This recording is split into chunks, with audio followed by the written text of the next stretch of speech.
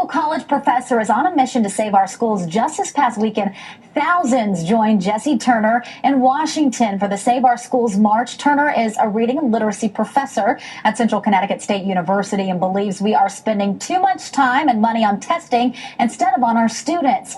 And the professor joins us this morning to tell us all about his mission. Thanks for coming on the show. Thank you for having me. So first, tell us about your goal with this Save Our Schools program in March.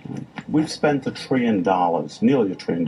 By 2013, we would have spent $1 trillion on No Child Left Behind. A bulk of that money has been used on standardized assessments.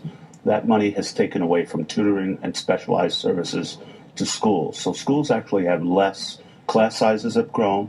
There are less reading teachers, less math teachers, less tutors.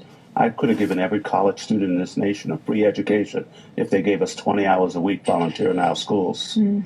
So last year you marched 400 miles. 400 miles, lost 50 pounds. So I told you during the commercial break, 2 birds with 1 stone. Yes. Tell us what the goal of that march was last year.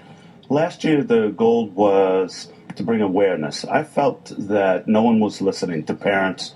No one's been listening to children. No one's been listening to teachers, even administrators at our school. So I felt like Rosa Parks. Rosa Parks was on that bus alone, and I thought, well, maybe I'll walk alone. And I started walking, lost, like I said, 50 pounds on that walk. And did people join you?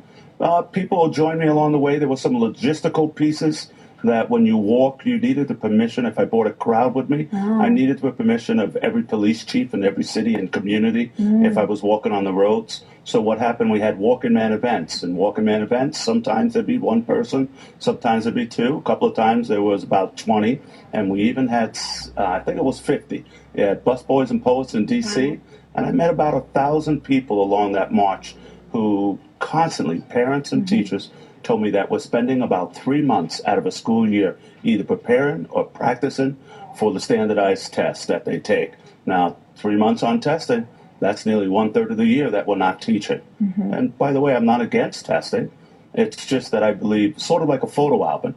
Imagine if the only family picture in your photo album is one of a studio picture. My feeling is assessment is a photo album of performance over time. And you need that cute baby picture. You need that one from the birthday. You need the one when mom dropped you off at the kindergarten. What they've done is excluded all the other pictures, kept a studio picture, which is not authentic. So what do you want for the future compared to how schools deal with testing now? How do you want it to change? I would like to have a balanced perspective again. The SATs say the best predictive college success is a grade point average of a student, not their test.